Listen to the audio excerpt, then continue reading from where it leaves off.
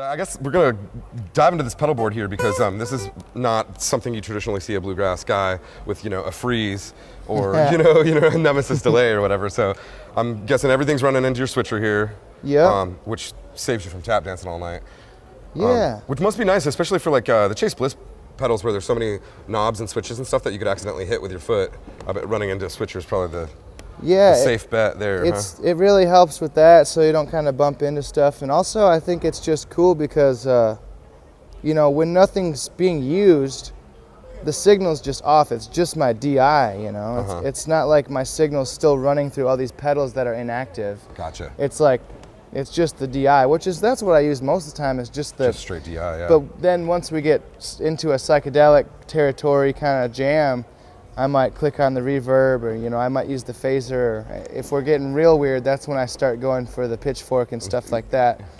I love the Nemesis delay by Source Audio. That thing's just there's so many options. It's just jam-packed. I love these pedals, like this one, where it's a delay pedal, but then you have 10 different delays on it.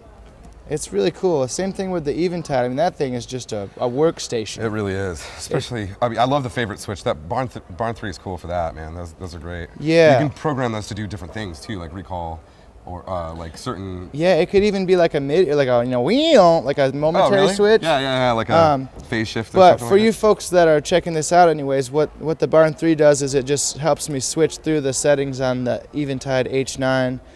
And I can go up and down. There's 99 sounds on this thing, and I can go up and down through all of them. So that's really cool. Yeah, the Eventide stuff is crazy. I don't know if you've seen it. They now make, I think it's a rack mountable. It's called the H9000, but it's like 36 of those DSPs in one unit. Oh my god. So I got to do a demo of it. It's on YouTube, you guys can find it, but it just sounds like weird whale noises in like a soundtrack or something like that. It's crazy. Awesome.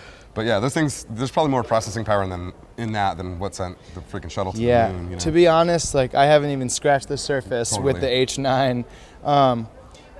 I would say that the thing that I really love and you probably use the most during our crazy psychedelic parts of the show is the womb tone, Chase Bliss womb tone. And my favorite thing to do with that, let's hear it, is I like to use the expression on the rate, so you can, you got a nice wide one there. You can also.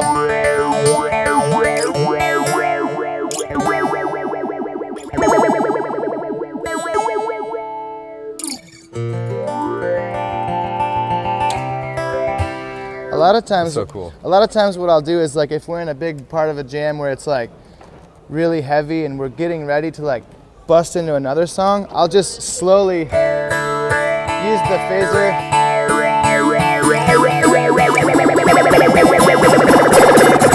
And then just kind of go into the next part. Build up, yeah. Yeah, it's almost like wow, wow, wow, wow, wow. It kind of just starts to get crazy.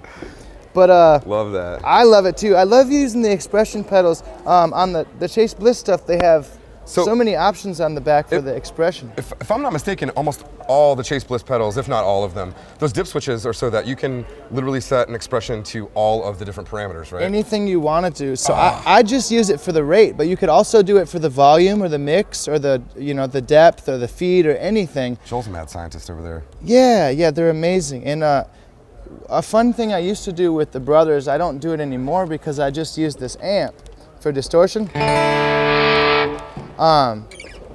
But you can sort of do the same thing on the Brothers, where you put the expression for the the gain on one of the dip switches. Yeah, and so it's almost like you'd be clean, and then you can actually put in a little bit of distortion, or it's it's almost like you just turn this expression pedal into the gain knob. That's so and cool. You can just turn up the gain. Having that control at your feet is awesome. Yeah, it's really cool.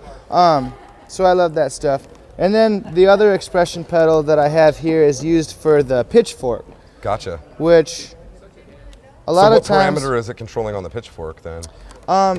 It's just it controls the octave. I think you could go from a low octave all the way up. Okay, gotcha. So all the way down is basically off.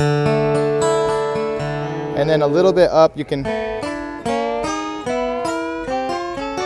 I start using that for some pretty wacky That's stuff. out there, man. Yeah, yeah. That's way cool. Another fun thing I really like to do sometimes is with the freeze pedal. I have a pog underneath, and so that's just like this octave. Sometimes what I'll do is I'll hit that freeze on and I'll hit that low note, and then I'll just get that sucker droning. For in between songs and stuff. Yeah, before a song for an intro.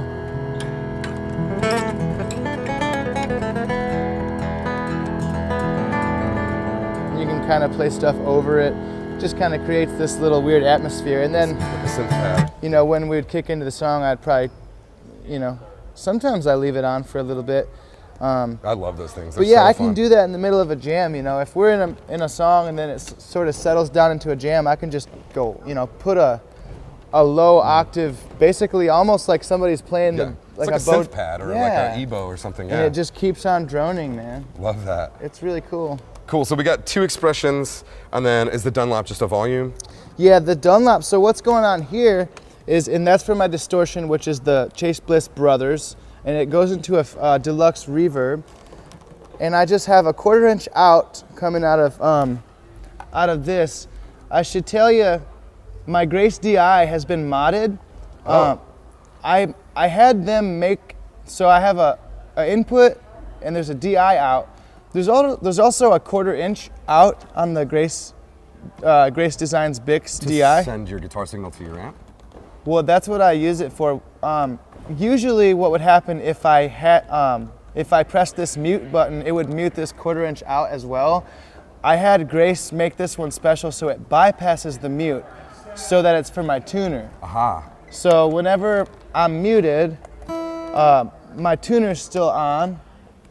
Smart. So this 1/4 inch just goes to the tuner, and then I come out of the tuner into this volume pedal, and it goes out of the volume pedal into a Brothers gain stage, and then I have an EQ, and then that goes into the Fender amp. So you have the ability to kind of, like I was saying, you could have clean, and then you could put a little bit of distortion, and you could ramp it up. And then, you know, all the way down is So rad. It sounds like a ascending. train coming. Yeah, so like, you know.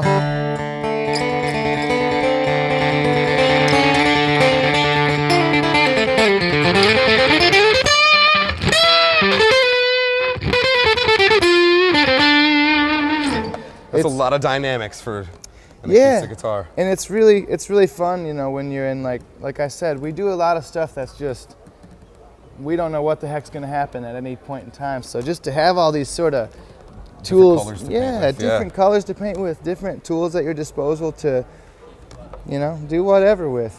And that's why, you know, I don't know, I get a lot of guff from like the old bluegrass purists that just think this is Blasphemous. yeah.